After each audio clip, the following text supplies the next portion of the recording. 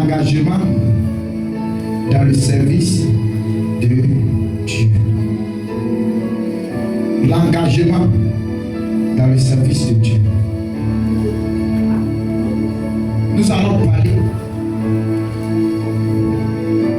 parler ce matin du service de Dieu. Parce que souvent quand on dit service de Dieu, il y a des personnes qui pensent que c'est des pasteurs, c'est des prophétesses, c'est des chantes, c'est des, je ne sais pas, toutes ces choses-là. C'est soit que tu as été servir Dieu. Mais on parle de l'engagement dans le service de Dieu. Amen. Est-ce que es-tu engagé pour le service de Dieu? Avec Dieu, rien n'est hasard. L'hasard n'existe pas avec Dieu. Parce que plus tu es engagé pour le service de Dieu, plus Dieu ouvre les portes dans ta vie.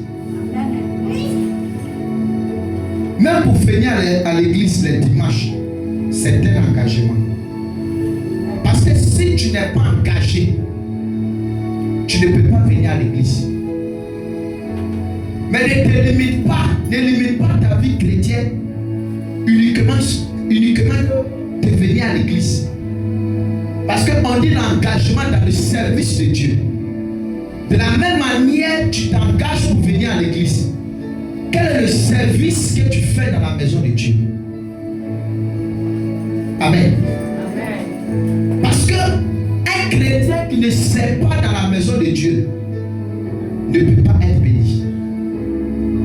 Parce que c'est la maison de Dieu qui bénit. C'est la maison de Dieu qui protège. C'est la maison de Dieu qui garde. C'est la maison de Dieu qui surveille. C'est la maison de Dieu qui ouvre les portes. Il y a certaines bénédictions. Tu n'es pas digne de rentrer dans cette bénédiction. Mais à cause de ton sacrifice, à cause de ton service dans la maison de Dieu, Dieu te fait grâce à rentrer dans cette bénédiction. Amen. Amen. Amen. Ce matin, je veux que tu sois attentif. Parce que beaucoup de personnes, leur vie tarde. Beaucoup de personnes, leur vie en retard. Beaucoup de personnes, leur vie tourne en rond. Parce que tu n'es pas à ton poste. Il y a des gens qui ont commencé leur poste. Je ne sais pas qu'est-ce que s'est passé. Ces personnes ont abandonné leur poste. Et quand tu abandonnes ton poste, ça devient une malédiction pour toi. Parce que tu n'es pas qualifié à gérer ce poste-là. Amen. Il y avait des personnes qui s'étaient engagées peut-être dans le service de nettoyage, qui s'étaient engagées peut-être dans le service d'entretien, de beaucoup de choses. Ces personnes ont abandonné. Il y a d'autres, Dieu les avait appelés, mandatés d'annoncer l'évangile. Chaque fois le Seigneur te parle. Fais mon œuvre, fais mon travail, va parler de ma part. Tu es assis, tu n'es pas prêt à t'engager pour le service que Dieu t'a mandaté sur la terre de faire. Écoute-moi bien, tu peux vivre la sanctification, tu peux avoir une vie de prière, mais le fait que tu ne respectes pas le service, tu ne respectes pas l'engagement, tu ne respectes pas le don que Dieu a mis en toi, et tu ne fais pas cette œuvre comme Dieu le veut, si tu mets, tu vas en faire. Amen. Il y a des personnes, Dieu les révèle dans les songes. Tu sais ce que tu dois faire pour Dieu. Tu connais ton devoir, tu connais ce que tu dois faire. Mais ces personnes, le fils te fait. Dieu t'avertit par plusieurs personnes. Quand ça arrive des moments, Dieu ne parle plus. Le Seigneur te laisse. Il te regarde. Mais quand Dieu va commencer à te frapper, tu vas trouver que c'est la sorcellerie. C'est pas tout qui est dans la sorcellerie. Même Dieu même collabore avec les sorciers. Amen. Regarde quelque chose. La Bible déclare que la lumière et le ténèbre ne peuvent pas cohabiter ensemble. Mais regarde l'histoire de Job. Pour que le diable puisse détruire la vie de Job, Le diable qui est l'obscurité, il est rentré dans la réunion que Dieu faisait avec ses anges.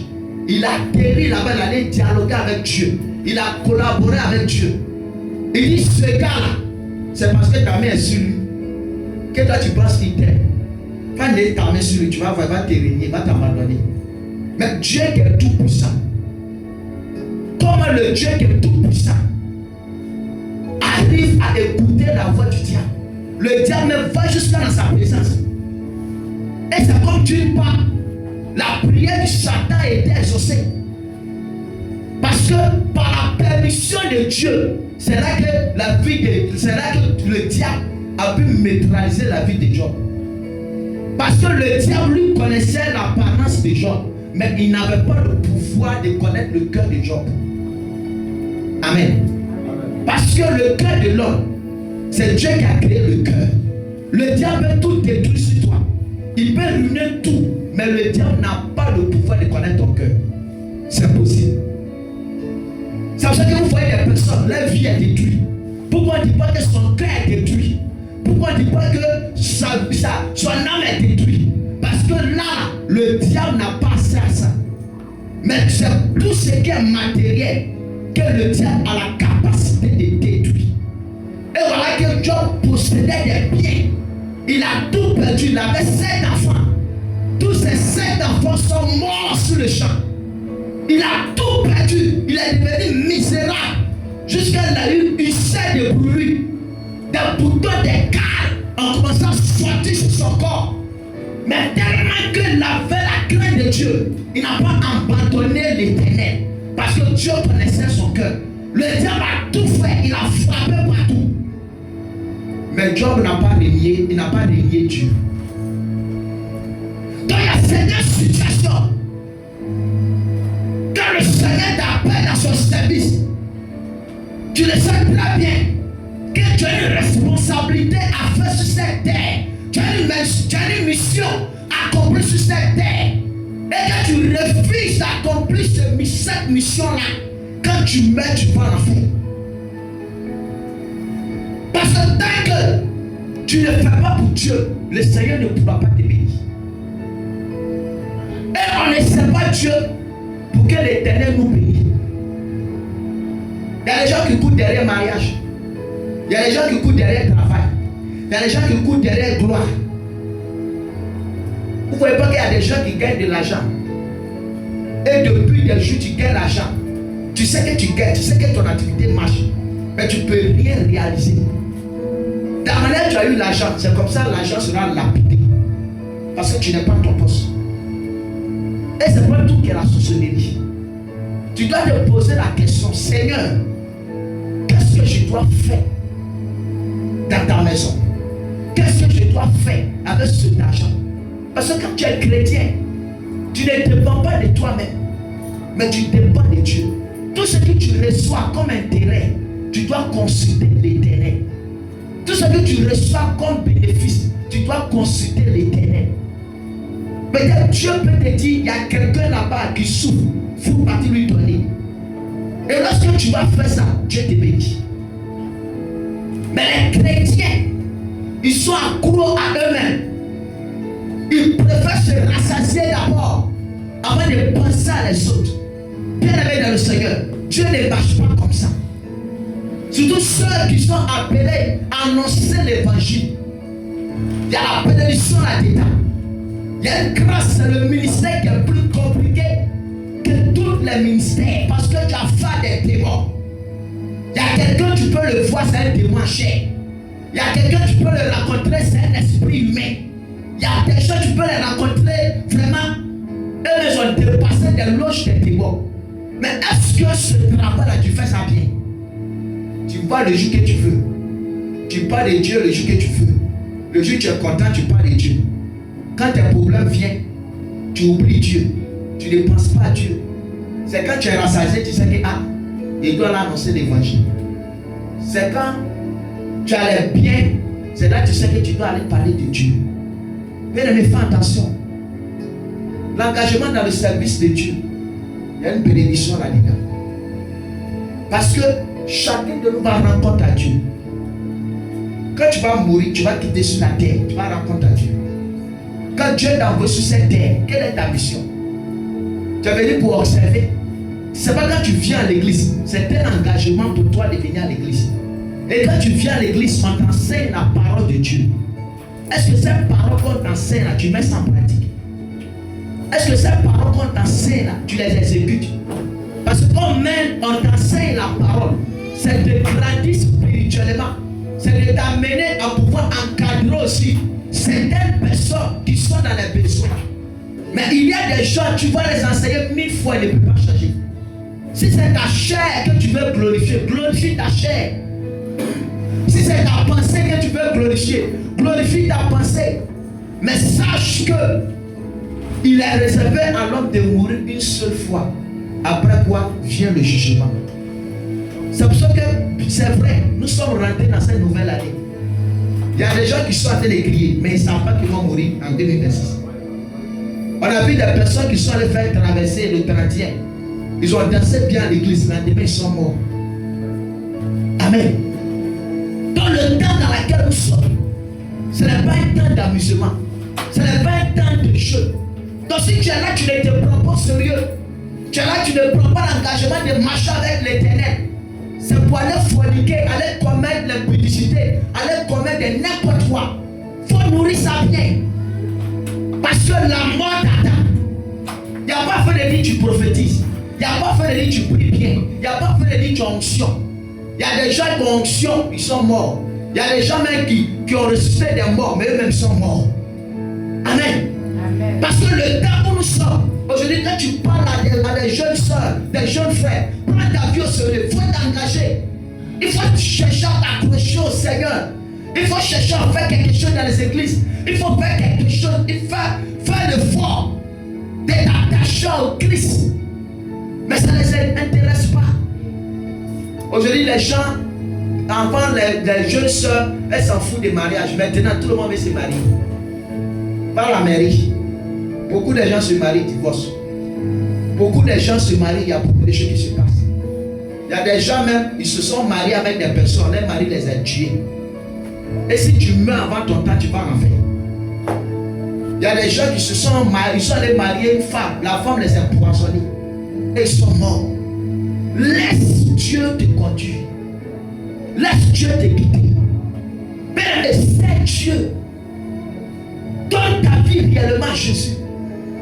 Abandonne certains caractères. Dis à Dieu de te façonner. Dis à Dieu de te transformer. Dis à Dieu de te guider. Dis à Dieu de t'orienter. Engage-toi. La mort n'a pas d'âge. La mort n'a pas de jour. Tu étais toujours à l'église et tu te retrouves à l'enfer. C'est malheureux. Tu viens toujours à l'église. La mort te prend, tu vas à l'enfer. Quelle est la mission? Quel est l'objectif de venir à l'église? Pourquoi tu viens à l'église? On vient à l'église pour que nos âmes soient sauvées. On vient à l'église pour que la grâce de Dieu puisse parler en notre faveur au jour du jugement. La fin est réelle. Amen. Et ceux qui viennent à l'église, qui attendent la parole de Dieu, ceux qui viennent à l'église, on les enseigne, on les éduque. Le jugement ne sera pas du jeu. Le Seigneur va frapper fortement. Parce que toi, tu connais la vérité, mais tu refuses de marcher sur la vérité. Tu refuses de suivre la vérité. Tu refuses de vivre la vérité. Il y a des gens qui savent que le péché n'est pas bon. Il y a d'autres qui savent que le mensonge n'est pas bon. Il y a d'autres qui savent que le critique n'est pas bon. Il y a d'autres qui savent que beaucoup de choses n'est pas bon. La masturbation n'est pas bon. La fornication n'est pas bon. L'adultère n'est pas bon. Les caractères méchants ne sont pas bons. La jalousie n'est pas bon. Mais ils le font quand même. On dit tu es assis là.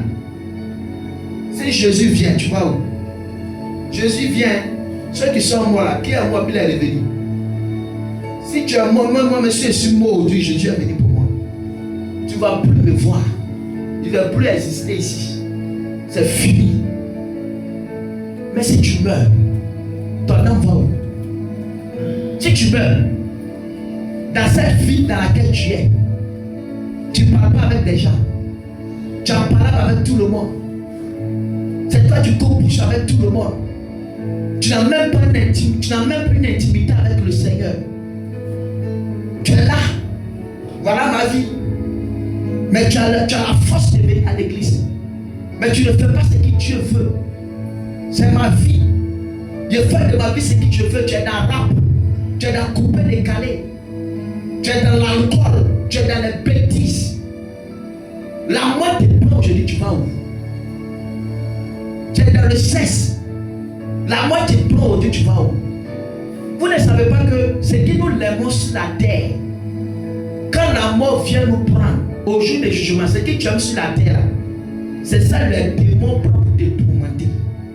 Si tu aimes l'alcool, tu aimes les bières, quand tu meurs dans ça, et que tu te retrouves en enfer, la chose que tu aimes là, parce que sur la terre tu es aimé, donc là-bas maintenant tu es dans les loges, vous allez bien pratiquer ça. Et c'est maintenant, si tu aimes le sexe, il y a des démons qui vont venir coucher avec toi. Des démons qui ont des sexes de 2 mètres, 3 mètres. Ils vont venir coucher avec toi quand ça sortit dans ta bouche. Le temps viendra, on va faire un film de l'enfer, vous allez voir. Et quand tu lis la Bible, c'est ce que la Bible nous dit. La Bible ne ment pas. Dieu est dans sa parole. Parce que ce que tu aimes, si tu as le mensonge, les démons de mensonge vont te tourmenter. C'est pour ça que bien aimé, il n'est pas encore tard. C'est maintenant d'arranger sa vie. C'est maintenant d'abandonner le monde. Il y a quoi dans ce monde? C'est la sauce coupée décalée que tu aimes. Les démons qui sont derrière les sons montés, ils vont te trouver là-bas. Quand on parle de ça, il y a des gens qui voient ça en film, qui voient ça en amusement. En cas où Dieu n'est pas dans sa parole. Mais comme je le sais et je le confirme que le Seigneur Dieu est dans sa parole, tu vas voir. Tous ceux qui sont morts, actuellement ils sont dans le séjour des morts. C'est d'abord ils sont réservés. Quand la parole de Dieu va s'accomplir, la prophétie, la révélation va s'accomplir, toutes les prophéties qui sont écrites dans la Bible vont s'accomplir. Christ va venir maintenant racheter. Et ces personnes seront ligotées. Ceux qui ont fait des mauvaises choses, ils seront enchaînés. Parce qu'actuellement, le diable, la Bible dit quoi? Malheur à la terre. Quand le diable est descendu avec une grande colère. Donc le diable est avec nous ici. C'est pour ça que le diable possède les gens pour faire du mal à leur prochain, sans le savoir. Parce que les déchaînés, les sur la terre, ils n'ont pas encore enchaîné. La Bible dit 1000 ans après. Et ces 1000 ans ne sont pas encore arrivés pour qu'ils soient enchaînés. Parce que toi, tu ne t'accroches pas à l'éternel, que c'est le péché que tu veux pratiquer, le diable aussi va te frapper. Parce que l'enfer est tellement grand, lui seul ne peut pas vivre là-bas. Il est venu séduire les enfants de Dieu pour aller en enfer. Il a mis sexe, il a mis le mensonge, il a mis le papatoyage, il a mis le balai, il a mis des sons mondains, des TikTok, des Facebook. Quand ton TikTok ne peut pas annoncer l'évangile, ton Facebook ne peut pas annoncer l'évangile, des bêtises. L'éternel Dieu Tout-Puissant regarde toutes ces choses. Amen, amen.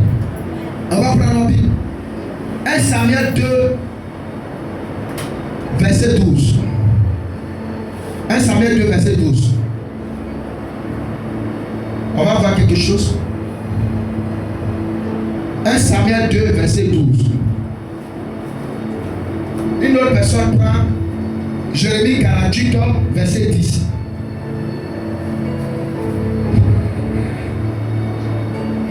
Samuel 2, verset 12.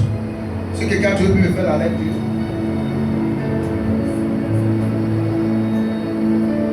Faites vite, faites vite. Tellement vous ne méditez, vous ne savez même pas, mais c'est écrit. Un caméraman, il dort. C'est tellement à l'aise.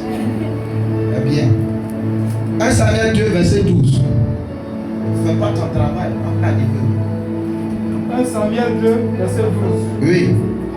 Les fils d'Élie étaient des hommes pervers. On dit les fils d'Élie étaient quoi? Des hommes pervers. Des hommes pervers, c'est bon.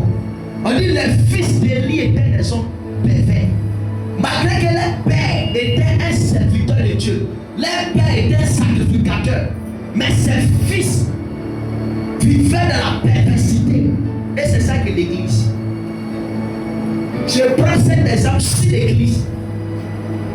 On te prêche la sanctification. Mais l'église où on prêche la sanctification, les membres de l'église vivent dans la perversité. Ils ne marchent pas comme les pères. Parce que quand tu dis que quelqu'un est ton papa, tu dois suivre l'exemple de ton père. Je prends l'exemple. Je suis mon pasteur. Si j'enceintais une femme hors mariage, qui sera content? C'est nous qu'on va juger. Ah, c'est pas lui qui a dit ça là n'est pas bon. Mais quand toi tu fais pour toi là, c'est bon ou bien c'est pas bon? Hein? Quand toi tu te fais enceinter avant qu'on te marie là, c'est logique. Et ils ont toujours les versets de base. On dit enfant est un don de Dieu. Enfant, oui, c'est vrai, lui c'est un don de Dieu. Mais tu penses que dans ça là, si Jésus vient dans sa part, tu seras sauvé. Il ne faut pas te ressaisir.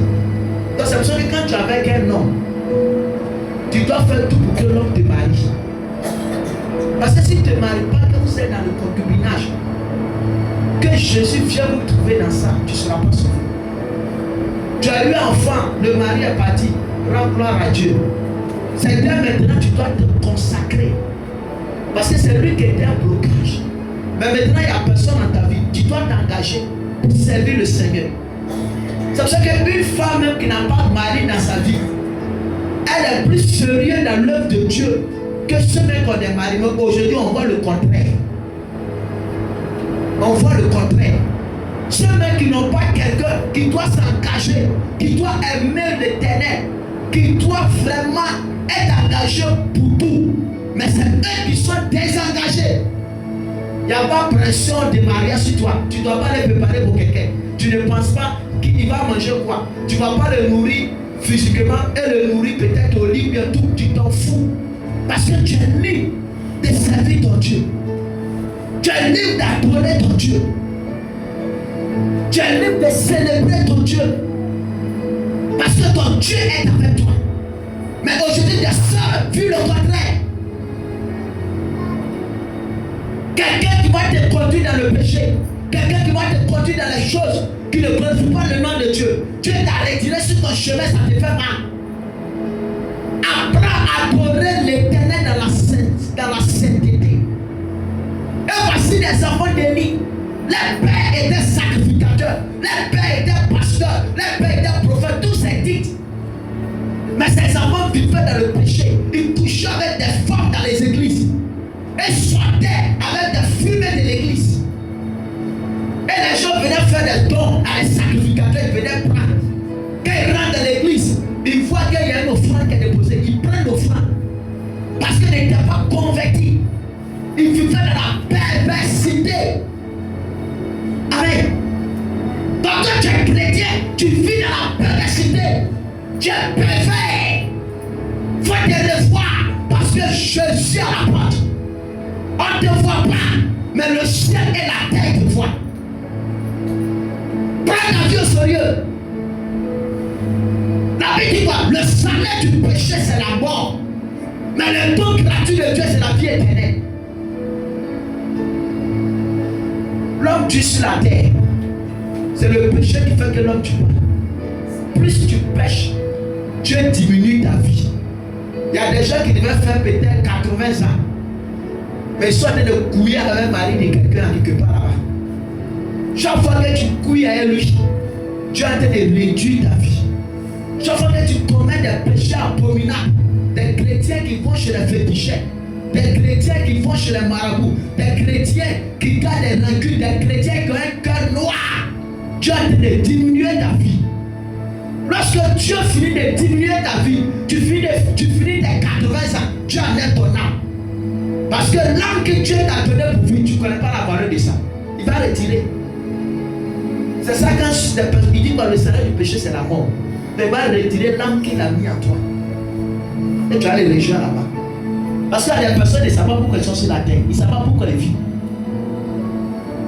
Il y a des gens qui vont adorer le Seigneur. Ils n'ont pas des bras comme chanson de Jésus. Il y a des gens qui veulent chanter, n'ont pas de bouche. Leur bouche est tordue.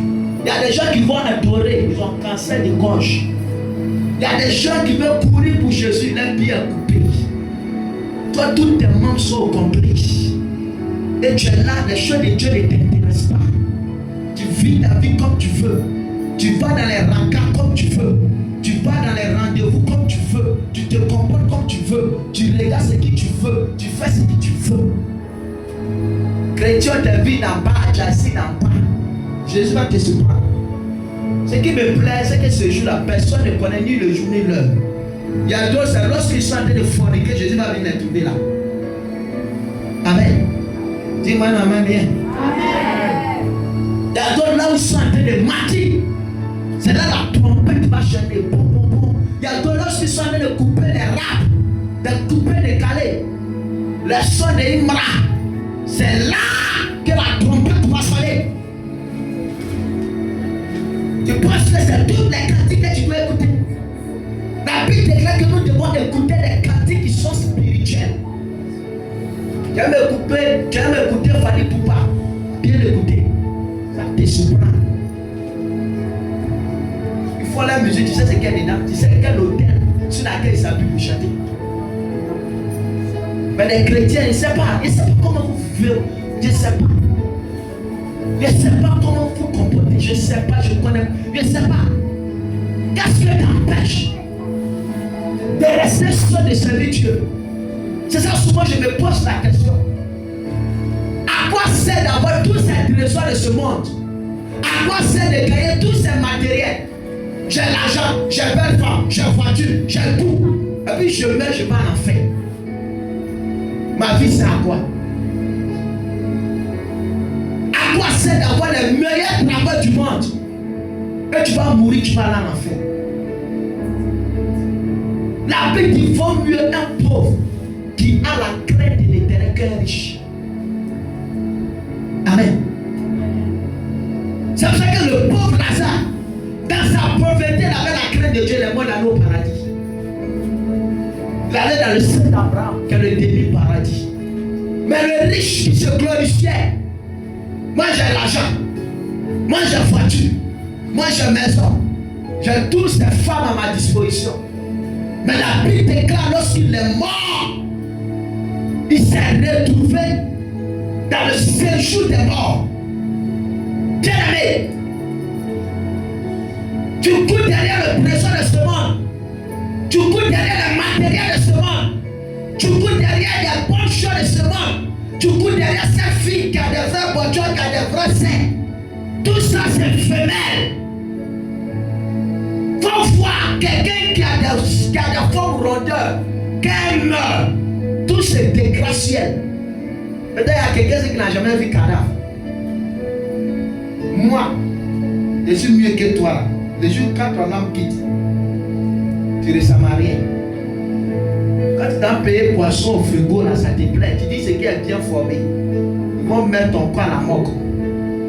Formé là, tu sais, c'est un poisson toxique. Ils vont mettre dans ton corps. Déjà, même avant même que le jugement va arriver, tu souffres. Ils vont mettre formé dans ton corps. Ils vont te mettre en glace. Quand tu es dans un coin, quand c'est glacé, tu trembles un peu. Et puis imagine, à la mort. Déjà ton corps souffre. Cette forme que tu pensais que quand tu passes comme ça, moi il ne peut pas sortir, puis car ça ne va pas me draguer. Tout va finir en toi. Ne que t'es portu là, tout devient plat. Parce que tes organes ne sont pas en mouvement. Et quand tu vas partir, ils vont t'enterrer. Les asticots que tu ne considères pas, ils vont remplir ton corps. C'est eux qui vont sucer la partie. Et puis quand l'homme décède premièrement, où les insectes commencent à attaquer, c'est la bouche. Après la bouche, c'est la partie intime. Après la partie intime, c'est l'anus. C'est là-bas les insectes commencent à travailler. Parce qu'il y a une porte ouverte. Amen. Dis amen bien. Amen. Est-ce qu'il peut parler? Amen. Amen. C'est là-bas ça commence.